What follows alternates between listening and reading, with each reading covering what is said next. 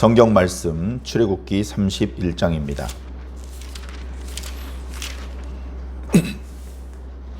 구약 성경 130쪽 출애굽기 31장 1절부터 끝절 18절까지 말씀을 저와 여러분이 한 절씩 나누어서 읽고 끝절은 같이 읽겠습니다. 여호와께서 모세에게 말씀하여 이르시되 내가 유다 지파 훌의 손자요 우리의 아들이 부살레를 지명하여 부르고 하나님의 영을 그에게 충만하게 하여 지혜와 총명과 지식과 여러 가지 재주로 정교한 일을 연구하여 금과 은과 노수로 만들게 하며 보석을 깎아 물리며 여러 가지 기술로 나무를 새겨 만들게 하리라. 내가 또 단 지파 아히사막의 아들 오홀리압을 세워 그와 함께 하게 하며 지혜로운 마음이 있는 모든 자에게 내가 지혜를 주어 그들이 내가 네게 명령한 것을 다 만들게 할지니 곧 회막과 증거궤와 그 위에 속죄소와 회막의 모든 기구와 상과 그 기구와 상금 등잔대와 그 모든 기구와 분향단과 번제단과 그 모든 기구와 물두멍과 그 받침과 제사장직을 행할 때에 입는 정교하게 짠 의복 곧 제사장 아론의 성의와 그의 아들들의 옷과 관유와 성소의 향기로운 향이라. 무릇 내가 네게 명령한 대로 그들이 만들지니라. 여호와께서 모세에게 말씀하여 이르시되 너는 이스라엘 자손에게 말하여 이르기를 너희는 나의 안식일을 지키라. 이는 나와 너희 사이에 너희 대대의 표징이니 나는 너희를 거룩하게 하는 여호와인 줄 너희가 알게 함이라. 너희는 안식일을 지킬지니 이는 너희에게 거룩한 날이 됨이니라. 그날을 더럽히는 자는 모두 죽일지며 그날에 일하는 자는 모두 그 백성 중에서 그 생명이 끊어지리라. 엿새 동안은 일할 것이나 일곱째 날은 큰 안식일이니 여호와께 거룩한 것이라. 안식일에 일하는 자는 누구든지 반드시 죽일지니라. 이같이 이스라엘 자손이 안식일을 지켜서 그것으로 대대로 영원한 언약을 삼을 것이니 이는 나와 이스라엘 자손 사이에 영원한 표징이며 나 여호와가 엿새 동안에 천지를 창조하고 일곱째 날에 일을 마치고 쉬었음이니라 하라. 여호와께서 시내산 위에서 모세에게 이르시기를 마치신 때에 증거판 둘을 모세에게 주시니 이는 돌판이요 하나님이 친히 쓰신 것이더라. 아멘. 네. 주일 예배와 더불어 생방송으로 예배 실황을 인터넷으로 물론 이제 우리 교회 밴드에 가입한 성도들만 볼 수 있기는 하지만 이렇게 방송으로 보내드리는 것이 주일 예배하고 지금 3일 예배 두 가지밖에 없습니다. 그래서 조명 설비도 다 켜야 되고 마이크도 다 준비를 해야 되고 이렇게 격식을 갖추어서 예배를 드리고 있습니다. 그리고 생방송으로 보내드리지 않는 예배, 예를 들어서 금요일 저녁이나 뭐 새벽 예배, 이런 예배는 이제 녹화를 해서 생방송이 아니고 나중에 이제 보실 수 있게 유튜브에 올려서 밴드에 링크를 걸어서 편하게 언제든지 보실 수 있게 그렇게 해 놓았습니다. 양해를 해 주시기를 부탁드립니다. 하나님 앞에 제사를 드릴 때도요, 간소하게 드리는 제사가 있습니다. 날마다 드리는 상번제가 제사 중에서는 가장 간소한 제사겠죠. 화목제 중에서 유력한 사람이 많은 제물을 끌고 오고 많은 사람이 그 제사에 참여한 이후에 식사하기 위해서 하는 그런 거대한 화목제나 또는 새롭게 제사장을 위임하는 그런 제사장 위임식의 제사나 대속제일의 제사나 뭐 이렇게 무교절의 제사, 이런 어떤 특별한 절기에 드리는 제사는 아무래도 날마다 드리는 제사보다는 바쳐지는 제물도 많고 또 그 제사의 규모도 크고 또 참여하는 백성들의 수도 그만큼 많습니다. 그래, 조금 간소하게 드리는 것처럼 보이는 제사가 있고 조금 성대하게 드리는 제사가 있는데요. 각각의 의미가 있고 필요가 있는 그런 제사입니다. 오늘날 제사를 드리지 않고 대신 예배를 드리는데요. 예배도 마찬가지죠. 새벽에 예배를 드릴 때는요, 예배 의식이 많이 간소화됩니다. 찬송을 몇 장 안 부르고, 어떤 날은 찬송을 부르지 않는 날도 있고요. 말씀이 아주 짧은 날도 있고, 또는 기도를 조금 하는 날도 있고, 너무 형식에 얽매이지 않고 약간은 자유스럽게, 그러나 너무 길게 예배를 진행할 수 없기 때문에 형태를 간소화하게 해서 예배를 드립니다. 그것보다는 3일 예배는 약간의 격식을 더 갖추고, 저희 교회에서 드리는 예배 중에 가장 격식을 갖춘 예배라면 주일 예배겠죠. 물론 주일 예배를 겸해서 성만찬 의식, 세례 의식, 또 자주 있는 것은 아니겠지만 교회 설립을 기념하는 예배, 이런 특별한 예배는 조금 더 많은 분들을 초청을 하고 더 많은 사람들이 참석을 하고 또 더 많은 식순들이 이렇게 준비가 되어서 예배를 드리겠죠. 그 모든 것도 마찬가지로 각각의 의미가 있는 것입니다. 짧게 끝나는 예배, 형식이 막 이렇게 다 갖추어져 있지 않은 예배라고 해서 하나님께서 오지 않으시고 하나님께서 말씀하지 않는 예배라는 것은 아닙니다. 중요한 것은 예배를 드릴 때 그 예배를 드리는 장소의 크기, 예배에 참석하는 사람의 인원수가 중요한 게 아니고요. 예배를 드리는 저와 여러분 한 사람 한 사람의 마음가짐이 가장 중요할 것입니다. 하나님 앞에 진지한 마음으로, 하나님 앞에 경건한 마음으로 예배를 드리는 것이 우리가 하나님 앞에 예배를 드릴 때 준비할 수 있는 어떻게 보면 최선일 겁니다. 예배를 드릴 때 출석을 하던 영상으로 예배에 참석하시던 여러분들의 경건함, 진지함, 그런 어떤 정직한 마음의 최선을 다해 주시기를 부탁을 드립니다. 종종 말씀드렸는데요. 어떻게 보면 별것 아닐 수도 있지만 저희 교회가 작기 때문에 저희 교회를 위해서 기도하고 또 코로나19의 분위기 속에서 성도들이 교회에 출석하기 어려울 때, 사실은 코로나19가 없을 때도 바쁜 일이 있으면 참석을 못하는 경우도 덜어 있습니다. 어떤 종류의 이유가 됐던 예배를 참석하는 게 원칙이지만 도저히 그렇게 할 수 없을 때 영상으로 예배를 드릴 수 있도록, 그렇게 우리 교회가 준비될 수 있도록 기도해 주시고 지원해 주시는 분들이 있습니다. 그래서 지금 제가 착용하고 있는 이 마이크, 그리고 여러분들 눈에는 보이지 않겠지만 이제 핸드폰을 거치하는 큰 삼각대가 지원이 되었고요. 그리고 역시 여러분들 화면에는 안 보이실 겁니다.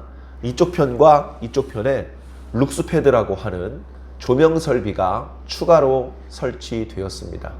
그래서 조금 더 좀 환하게 강대상과 예배를 인도하는 저의 모습이 잘 보이게끔 그렇게 준비하고 있습니다. 필요한 것들 더 있다면 계속해서 준비를 해 나갈 것이고요. 근데 조금 전에 말씀드렸던 것처럼 정말 중요한 것은 조명 설비가 있고 없고가 아니고 저와 여러분의 마음가짐입니다. 저는 저대로 기도하면서 간절한 마음을 다해서 하나님께서 이 예배를 통해서 저와 성도님들에게 주실 은혜를 간구해야 될 것이고요. 여러분들도 같은 마음으로 하나님, 오늘도 저 목사님을 통해서 말씀 가운데 하나님께서 말씀해 주시고 저 목사님의 이야기 중에 하나님의 음성이 들릴 수 있기를 기도해 주시기를 부탁을 드립니다.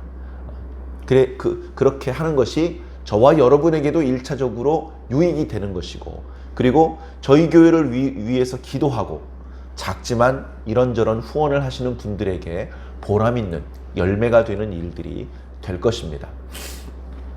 3일 예배는 생방송이긴 하지만 주일 예배만큼 이렇게 제가 마음속으로 부담을 느끼지 않습니다.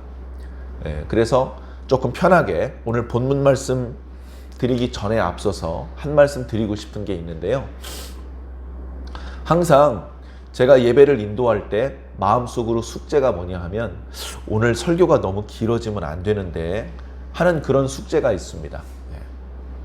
그러니까 오늘 설교가 은혜가 안 되면 안 되는데, 오늘 설교가 재미없는 설교가 되면 안 되는데, 이런 걱정은 작고요. 그보다 더 큰 걱정은 오늘 설교가 길어지면 안 되는데, 이런 걱정이 있습니다. 실제로 최근 주일 예배에 설교 말씀이 좀 길었습니다. 그래서 긴 대로 여러분들에게 유익되고 은혜되셨다면 감사한 일이겠지만, 혹여 조금 힘드셨다면 죄송한 말씀을 드리고, 설교가 길지 않으면서도 충분히 은혜가 되고 충분히 성경을 통해서 성도 여러분들에게 전달하길 원하시는 하나님의 메시지가 전달될 수 있는 그런 예배에, 그런 설교가 될 수 있도록 저도 계속 기도하면서 노력하겠습니다. 이렇게 말씀드려놨으니까 이제 오늘 3일 예배 설교가 절대 길어지면 안 될 텐데요. 빨리 시작하도록 하겠습니다. 자, 오늘 출애굽기 31장입니다. 모세가 백성들을 뒤로 보내고, 장막으로 보내고 홀로 시내산 꼭대기 높은 곳, 그러니까 그 정상이 산 아래서는 보이지 않습니다. 왜냐하면 하나님께서 임재하고 계시고 하나님의 빛, 그리고 그 빛을 둘러싸고 있는 빽빽한 구름이 있기 때문에 밑에서는 가끔 천둥 소리와 그 빽빽한 구름을 뚫고 나오는 섬광, 마치 번개가 치는 것과 같은 그런 소리나 빛을 간간히 볼 수 있을 뿐이지, 그 안에 정확히 무엇이 있는지, 어떤 일이 펼쳐지고 있는지, 누가 계신지는 산 아래에서는 볼 수가 없습니다. 그런 상황 속에 백성들은 돌아갔고, 모세 홀로 하나님께 더 가까이 나아가서 말씀을 들었습니다. 말씀의 내용은 우리가 그동안 묵상했던 것과 마찬가지로 이스라엘 백성들이 하나님과 언약을 체결한 이후에 하나님과 이스라엘 백성 간의 그 언약 관계가 구호로 끝나지 않고 실질적으로 단단하게 연결되게 만들기 위한 장치로서 성막을 건축하라는 하나님의 말씀이 주어집니다. 성막을 건축하라. 건축하는 방법은 이렇다. 크기는 이렇고 모양은 이렇고 위치는 이렇게 되고 체결하는 방법은 이러저러하다. 사용된 재료는 이것을 써야 되고, 그리고 이것은 어떻게 운영해야 된다. 이제 그런 것들에 대해서 그동안 쭉 말씀을 해 오셨습니다. 그리고 뒷부분에 가서는 그렇게 만들어진 성막과 기구들을 활용해서 하나님 앞에 제사를 드리게 될 때에 꼭 필요한 것이 제사장의 역할인데, 그렇게 해서 제사장은 이런 과정을 통해서 위임시키도록 해라. 제사장이 하나님의 제사장으로서 봉사할 때에 갖추어야 될 복장은 이런 것이다. 이제 그런 것들에 대해서 전반적으로 말씀을 해주셨고, 지금은 오늘 31장은 이제 시내산에서 하나님께서 모세에게 말씀을 주신 그 말씀이 마무리되는 장면입니다. 크게 세 가지를 말씀하셨는데요.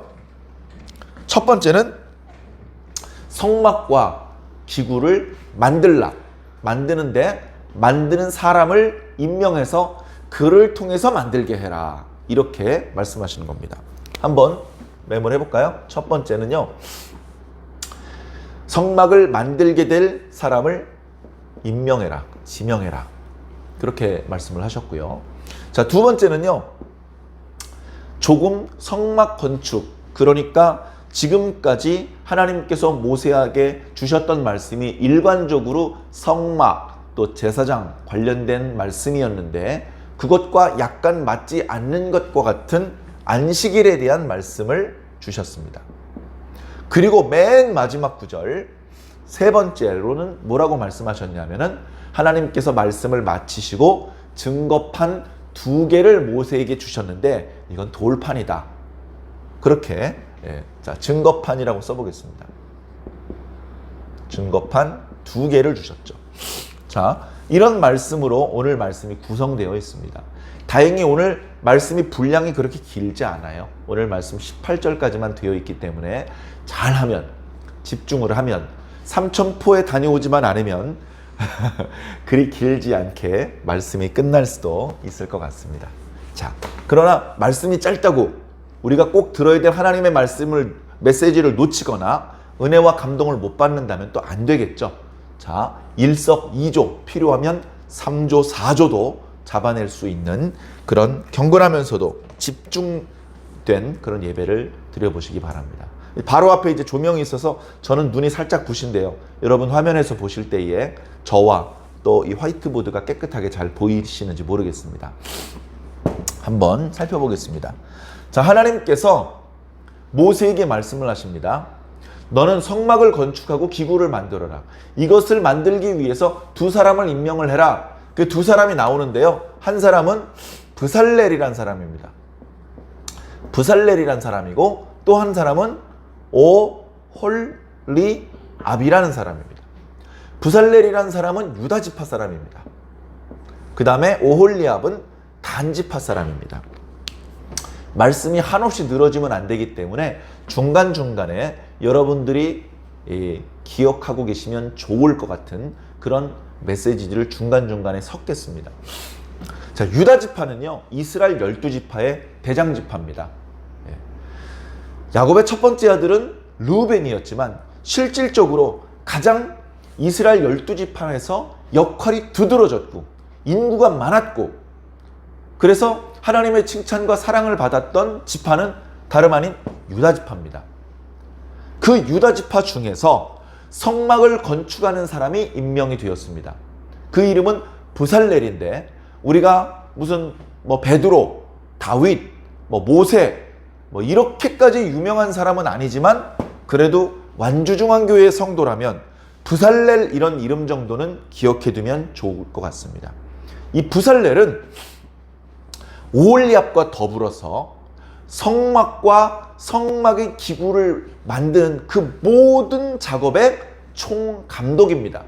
본인 스스로도 성령의 충만하심을 따라서 지혜와 재주가 특출나서 여러 가지 어려운 기술들을 발휘해서 성막과 기구들 또 의복들을 만드는 일을 했고요.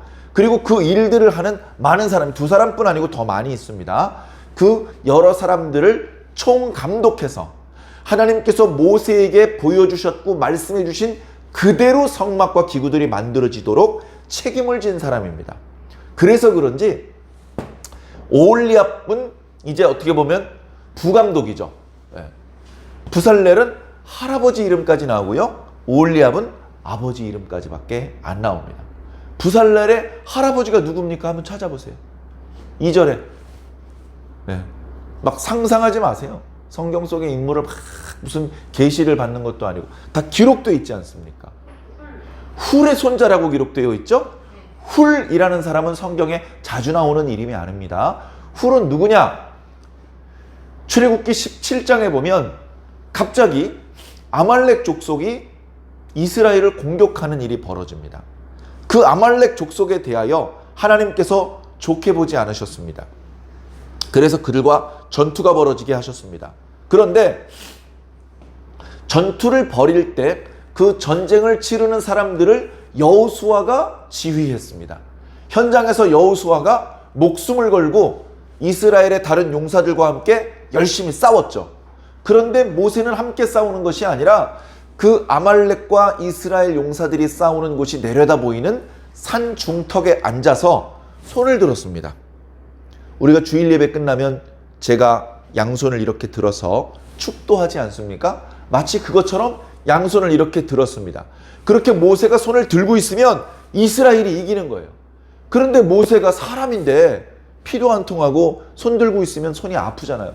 그러니까 조금씩 손을 내려갑니다. 내려가서 아이고 손 아파. 아이고 손 아파. 그러다가 손을 내리고 있으면 이스라엘이 집니다. 그래서 어이구 우리가 지네? 다시 손을 들면 또 팔이 아프고 그게 점점점 팔을 내리고 손을 주무르는 게 더 자주 손을 내립니다. 이런 식으로 했다가는 잘못하면 이스라엘 용사들이 다 죽을 수도 있습니다. 그래서 함께 그 산에 올라갔던 아론과 훌이 모세가 앉기 좋게 큰 돌멩이를 옆에 갖다 놨습니다. 모세가 앉았습니다.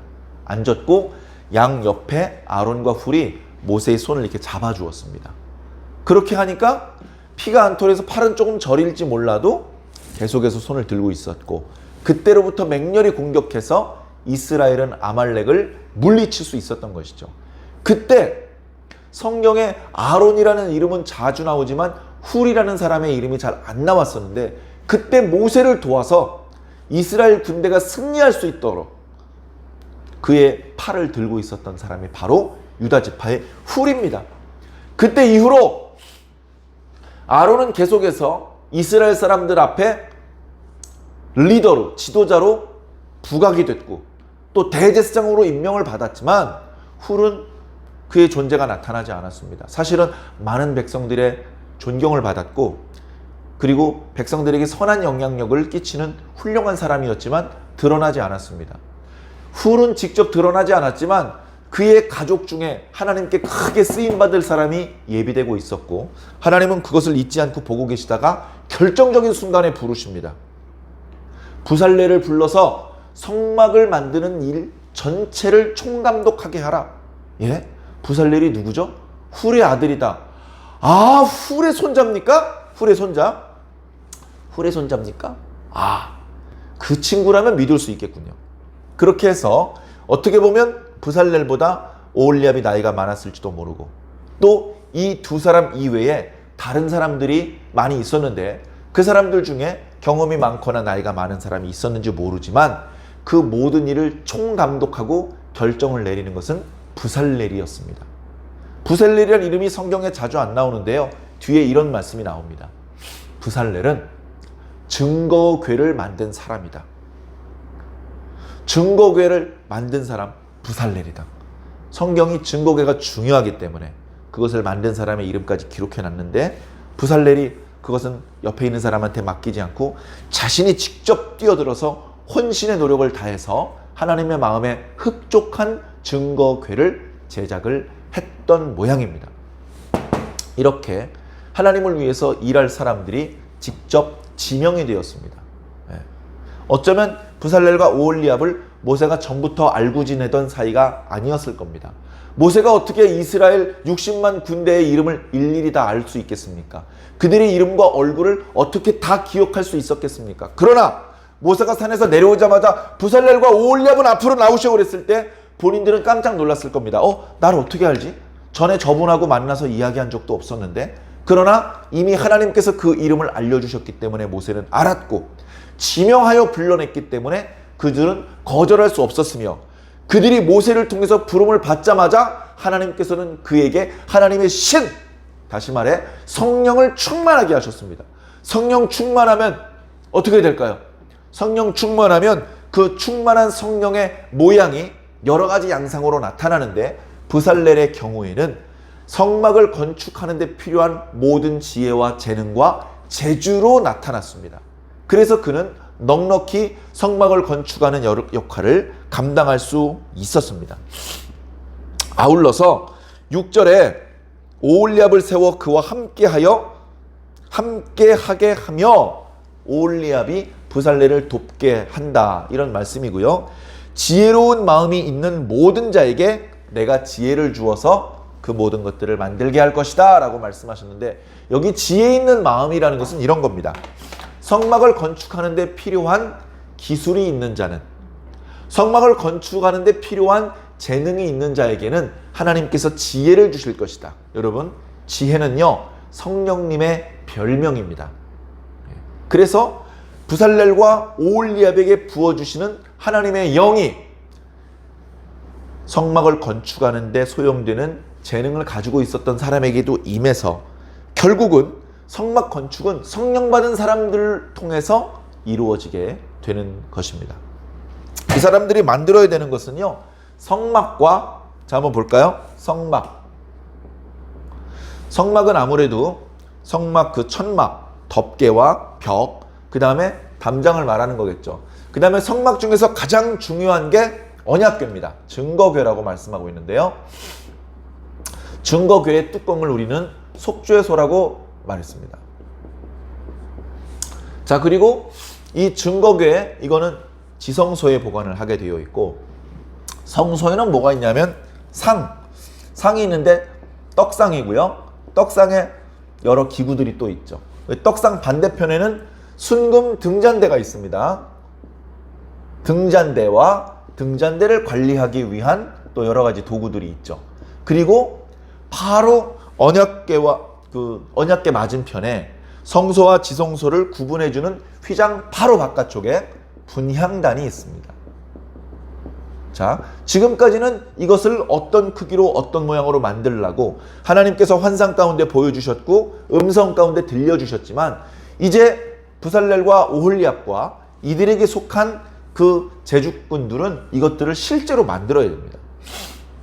자, 또 뭘 만들어야 되죠? 자, 이제 성막 밖으로 나가면요. 자, 제단이 있습니다. 제단과 제단에 소용되는 여러 가지 기구들이 있고요. 제단과 성막 사이에 물두멍을 두게 되어 있습니다. 물두멍. 그리고 물두멍은 받침 위에 올려놔야 되니까 받침도 만들어야 되겠죠. 자, 이렇게 만들어진 성막과 여러 기구들을 이용해서 하나님 앞에 드릴 제사를 진행하게 될 제사장들의 의복. 제사장들의 의복 기억납니까? 자, 속바지가 있었고요. 속바지를 먼저 입고 그 다음에 반포 속옷을 입어야 됩니다. 예. 그 위에 받침 겉옷을 입어야 되고요. 예. 에봇 받침 겉옷을 입고 그 위에 이제 에봇을 입습니다. 에봇 중앙에는 가슴에 위치하도록 흉패를 붙이게 되어 있고요. 예. 여러 가지 그것을 체결하는 방법과 흉패의 어떤 보석이 몇 개가 어떤 배열로 그런 말씀은 이제 생략을 하겠습니다. 자, 이렇게 해서 이것을 띠로 단정하게 띄어야 되고요. 그 다음에 머리에는 관을 써야 되며 관 위에 패, 금으로 만들었기 때문에 금패라고 만드는 것이 이마 중앙에 오도록 그렇게 해야 됐습니다. 이것이 대제사장이 갖추어야 될 거룩한 옷, 성의였고요. 다른 아론의 아들들은 이렇게만 입었습니다. 띠까지 포함해서 겉옷도 안 입었죠. 속바지, 속옷, 띠와 관 이렇게까지만 입었습니다. 자, 이것을 이제 실질적으로 이제 만들어야 됩니다. 예. 제사장들을 위해서 그들이 입어야 될 의복을 만들어야 되고요. 그리고 그것 말고 또 해야 될 것이 있는데 예, 제사장에게 부어줄 그리고 성막에 있는 모든 기구들을 성결하게 만들어줄 그리고 앞으로 이 기구들을 운영하는 데 소용될 관유 그 다음에 분향할 때 쓰는 향 역시 액체로 되어 있으니까요. 보통 향유라고 표현을 하고 있죠. 이 모든 것들을 만들어야 되는 거예요. 그러니까 실을 만드는 재료를 갖다가 실을 만들고요. 꼬아서 그렇게 만들어진 실을 가지고 천을 짜야 되고요. 그렇게 만들어진 천으로 여러 가지 다른 것들을 만들어야 돼요. 옷도 만들고 휘장도 만들고 지붕 덮개도 만들어야 됩니다. 그리고 여러 가지 금과 은과 녹, 금속을 녹이거나 깎아서 모양을 만들 수 있어야 되고요. 또 보석을 깎아서 틀에 끼워 넣을 수 있어야 되고 나무를 조각해야 될 그 여러 가지 다양한 그 금속 세공, 목공 또 이 천 이런 것들을 할 수 있는 그런 어떤 기능들이 다 필요한데요. 다양한 종류의 기능이 필요하기 때문에 다양한 일꾼들이 필요했을 것입니다. 그런데 그 모든 일꾼들을 관장해야 될 부살렐과 오홀리압에게는 더 충만한 성령을 부어주셔서 이 여러 가지를 동시에 다 할 수 있는 원래 아래에 있는 사람한테 일을 맡기려면요. 자기도 할 수 있어야 돼요. 그래야 정확하게 설명을 해주고 아랫사람이 잘못했을 때 그것을 바로잡을 수가 있습니다. 야, 그 일은 잘 모르는데 네가 알아서 해. 이건 지시를 내리는 게 아닙니다. 부살렐은 다 할 수 있었습니다. 그래서 이제 이 사람들이 이것들을 이제 만들게 될 겁니다. 자, 그렇게 해서 만들어라 그런 계명을 주셨고요. 이어서 주시는 말씀이 이제 안식일이라고 해요. 안식일의 계명에 대해서는요. 한두 번 말씀하신 것이 아닙니다. 10계명에서도요. 이제 세 번째 말씀이 이제 안식일의 계명이었고요. 오늘 말씀에도 안식일을 지켜라라고 말씀하고 있습니다. 오늘날은요. 원칙적으로 구약적인 의미에서의 안식일은 금요일 해가 떨어질 때부터 토요일 해가 떨어질 때까지니까 그냥 조금 쉽게 이야기하면 토요일입니다. 그러나 우리가 일주일에 한 번씩 드리는 가장 중요한 예배가 주일 예배잖아요. 굳이 요일로 표현하면 일반인들이 쓰는 용어를 쓰자면 일요일.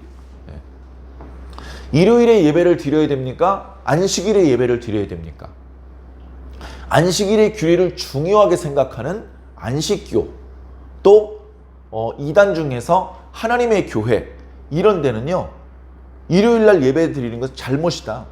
일요일은 태양신을 숭배하는 날이다. 우리는 태양신이 아니라 천지를 만드신 여호와 하나님을 숭배하는 그런 신앙인들이다. 그래서 우리는 성경에 나와 있는 대로 안식일 날 예배를 드려야 된다. 이렇게 주장을 하고 있어요.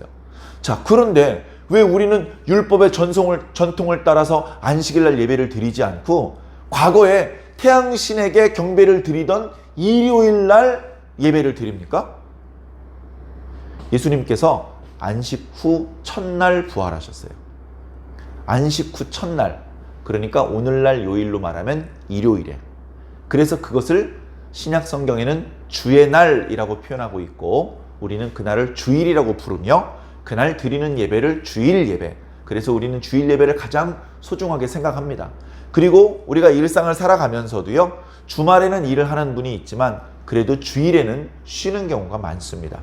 그래서 가장 많은 성도들이 교회에 출석해서 예배를 드릴 수 있는 주일날 예배를 드립니다. 주일날에도 일을 하셔야 되는 분들한테 이런 표현을 드려서 죄송합니다. 하지만 주일날 일을 하시는 분들 때문에 우리 사회가 좀 더 안전하게 돌아가기도 합니다. 주일날에도요, 택시 운전하시는 분은 일을 하시고 버스도 대도시의 지하철, 또 뭐 배나 버스, 기차, 병원, 경찰 이렇게 휴일에도 일을 해주시는 분이 있기 때문에 우리는 편리하고 안전하게 생활할 수 있는데요. 그런데 그날 예배를 드리지 못하고 일을 하셔야 되는 분은 부득이 주일 저녁 예배나 또는 3일 예배나 또 다른 시간의 예배를 통해서 꼭 말씀을 듣고 하나님께 예배를 드리는 생활을 꼭 해주시기를 바랍니다. 그렇게 하고 있을 때 그 사람은 현대적인 의미에서 안식일의 계명을 지키고 있는 것입니다. 안식일의 계명은 단순히 금요일 날 저녁 해 떨어지고 토요일 날 저녁 해 떨어질 때까지의 시간 동안 멀리 걸어 다니거나 힘을 주어 일하지 않는 계명이 아니고요. 하나님이 최우선인 계명이 되는 겁니다. 하나님이 최우선이에요. 지금 일상의 일도 중요해. 야, 지금 빨리 추수를 해야 돼. 지금 타이밍을 놓치면 가장 싱싱할 때 추수를 하지 못하고 말랐을 때 추수를 해야 되는데 그런 품질이 떨어져. 오늘의 안식일이긴 하지만 우선 추수부터 하고 이제 살다 보면 그런 생각을 할 수 있을 때가 있어요. 우리 주일 예배와 관련해서도 그런 생각을 할 수 있지 않습니까? 사실은 주일 예배 갈 수 있는데 주일 예배를 안 가고 조금 일을 지금 하는 것이 훨씬 경제적이고 이득이 있을 것 같아.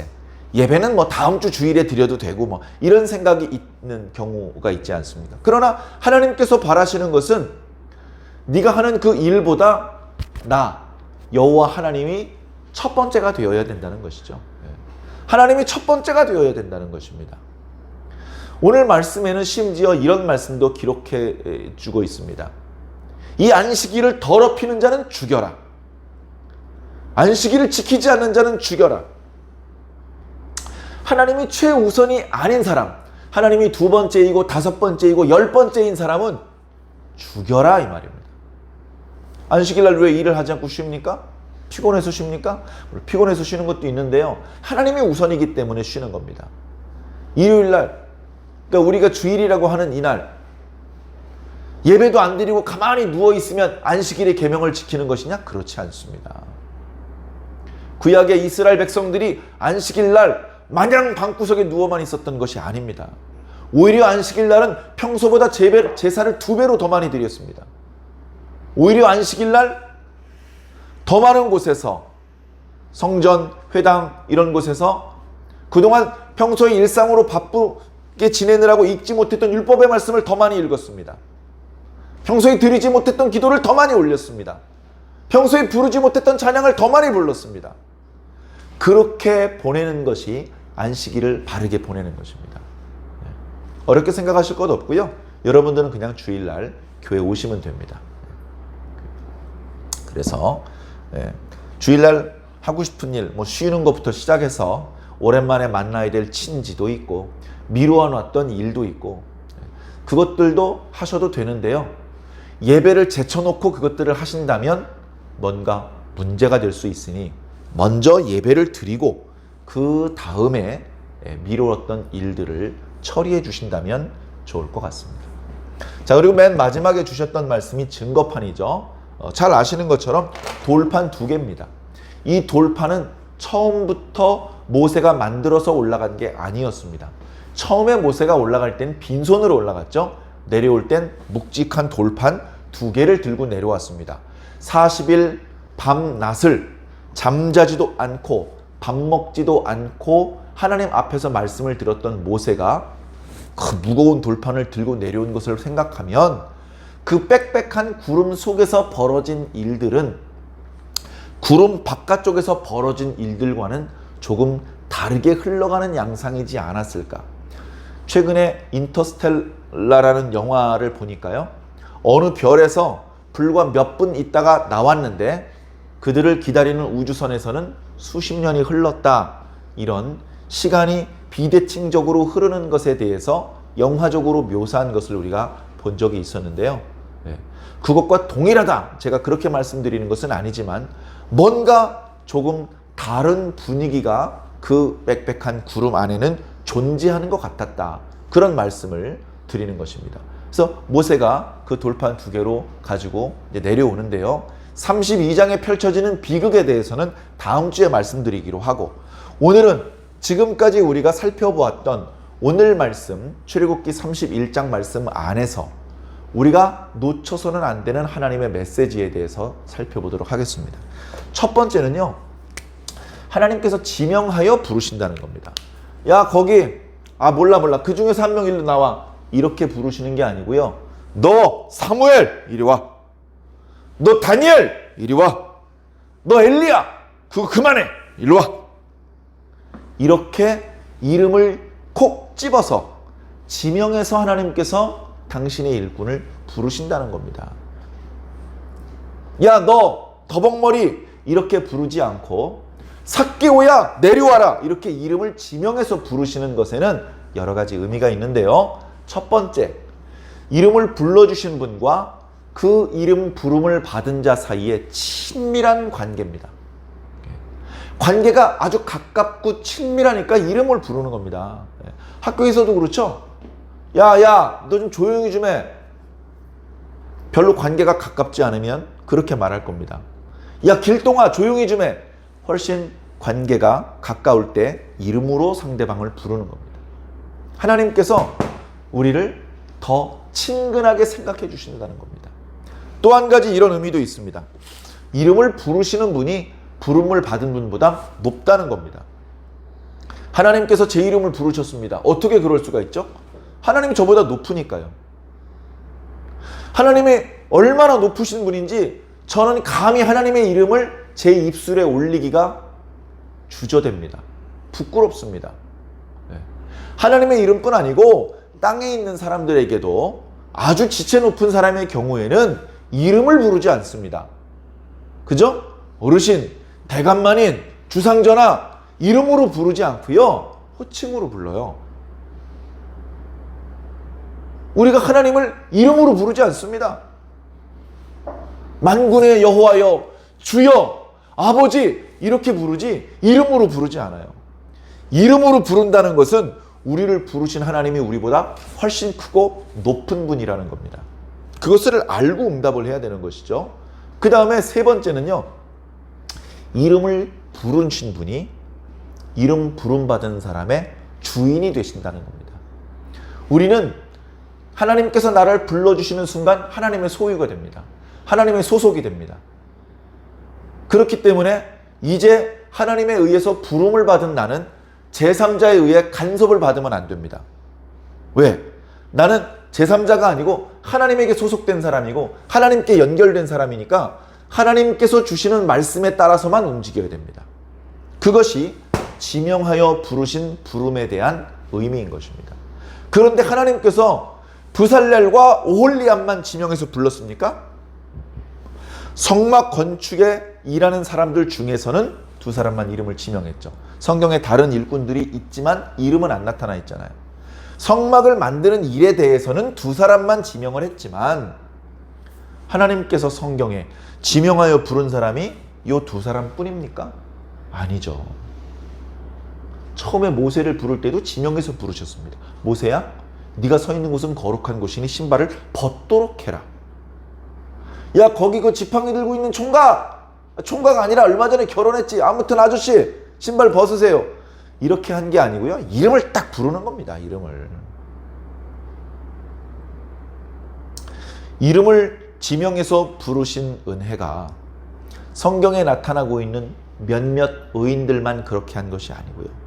오늘 예배드리는 저와 여러분들을 하나님께서 지명하여 부르셨다는 것을 기억해 주시기를 바랍니다. 그래서 우리는 그것을 찬양으로 부르죠. 내가 너를 지명하여 불렀나니 너는 내 것이라. 하나님께서 우리를 지명하여 부르셨기 때문에 이제 나는 내게 아닙니다. 돈의 것도 아니고 세상의 것도 아니고 마귀의 것도 아닙니다. 우리는 하나님의 것입니다. 내가 누구에게 속한 사람인지 분명하게 기억하시기를 부탁을 드립니다. 두 번째는 안식일입니다.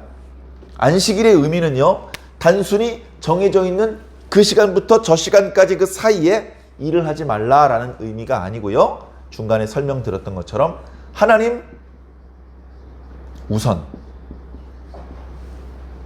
하나님이 우선이라는 거예요. 하나님이 우선입니다. 과거에 우리가 사무엘 말씀을 묵상을 할 때에 그런 말씀을 드린 적이 있습니다. 다윗이 전쟁을 할 때마다 승리했어요. 방법은 기도를 먼저 했기 때문이라 말씀을 드렸습니다. 다윗은 전쟁을 할 때만 기도를 먼저 한 것이 아니고 모든 일을 할 때에 기도를 먼저 했습니다. 모든 일을 할 때에 기도를 먼저 했습니다. 그게 성경에 보일 때도 있고 안 보일 때도 있지만 다윗은 모든 일을 할 때 기도를 먼저 했습니다. 왜 기도를 먼저 했죠? 하나님이 우선이니까요. 다윗도 하고 싶은 게 있습니다. 도망가고 싶어요. 근데 먼저 기도해봐요. 아직 도망가지 마라. 도망 안 갑니다.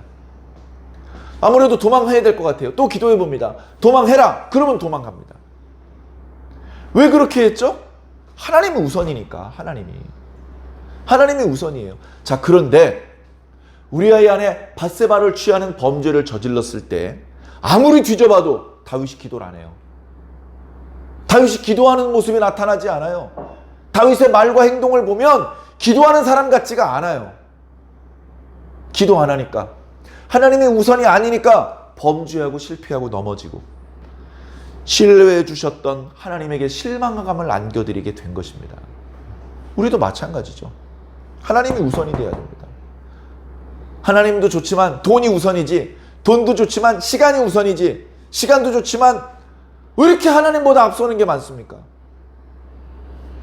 하나님보다 앞서는 것이 있으면 그 사람은 안식일의 계명대로라면 죽여야 됩니다. 우리가 지금 그를 죽이지 않더라도 최후의 심판 때 하나님께서 그를 살려두실 것 같습니까? 하나님이 우선이 아닌 사람인데, 돈이 우선이고 쾌락이 우선인데. 마지막은 증거판인데요. 증거판은 무슨 의미겠습니까? 간단하죠? 말씀 중심. 말씀이 중심이 돼야 돼요. 말씀이.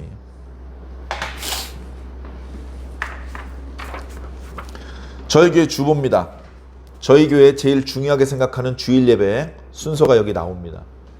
주일 예배 순서가요, 제가 어렸을 때 교회를 다녔을 때 그때 예배 순서하고 조금 다릅니다.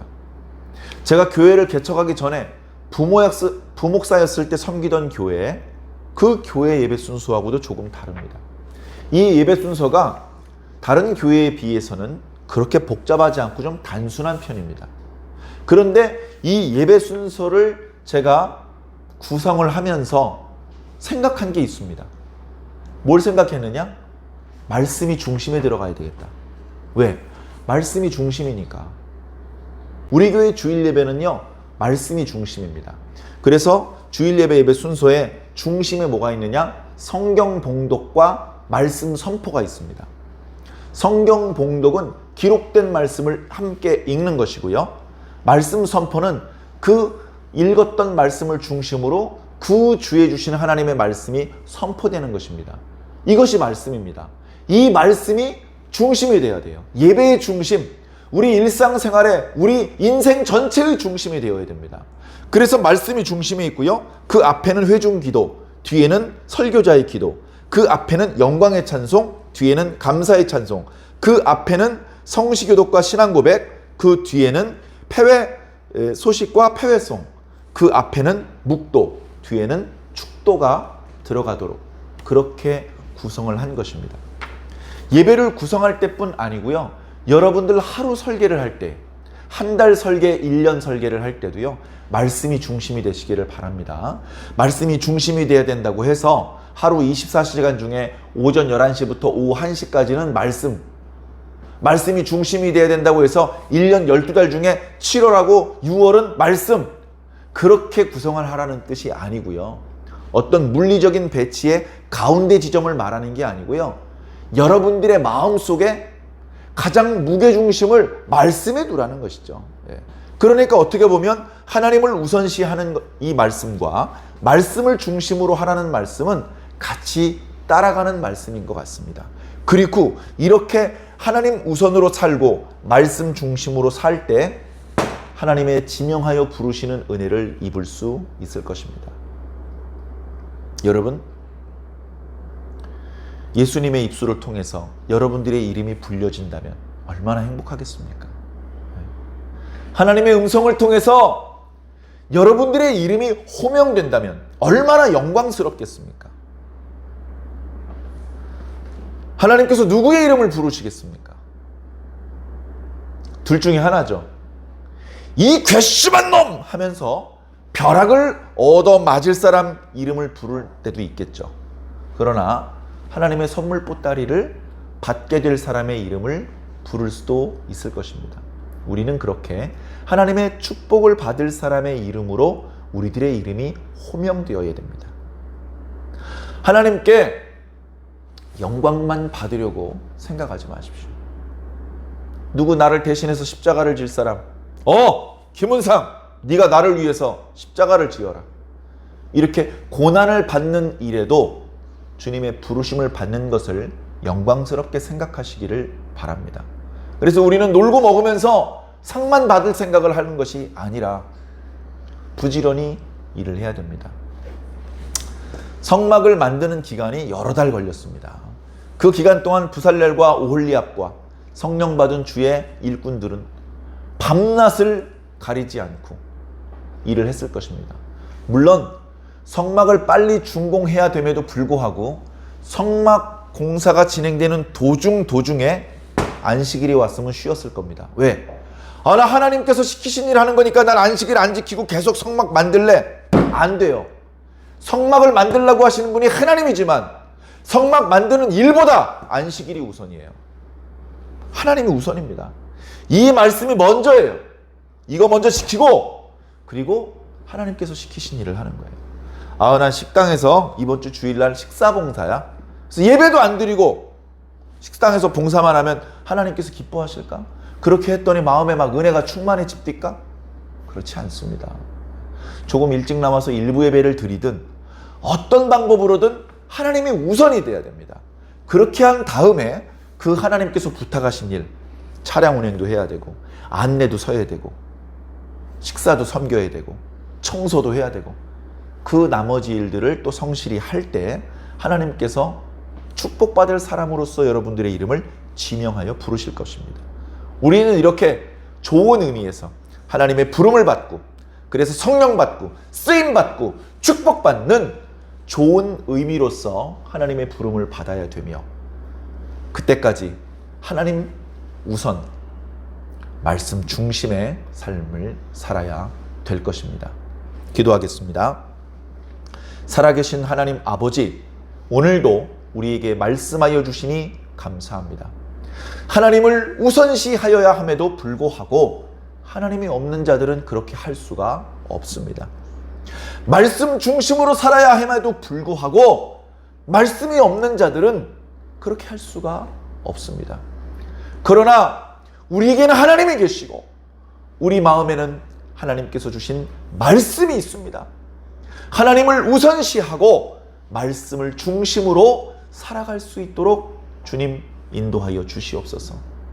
때때로 하나님이 있는데도 불구하고 하나님이 최우선이 아닌 성도가 있고, 말씀이 있는데도 불구하고 말씀이 아닌 다른 것을 중심으로 사는 그런 교인도 있습니다. 우리가 그런 모습이 되지 않도록 지켜주시옵소서.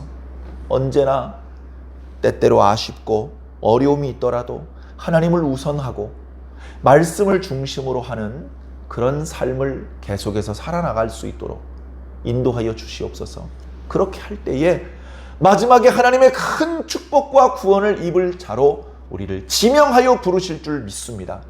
깨어있게 하여 주시고 이 세상이 주는 거짓말에 속지 않게 하여 주시고 하나님의 부르시는 음성을 따라서 날마다 전진하며 날마다 성장하는 완주중앙교회의 모든 성도가 될 수 있도록 주님 은혜를 베풀어 주시옵소서. 감사하며 살아계신 우리 주 예수 그리스도 이름으로 믿고 기도하옵나이다. 아멘.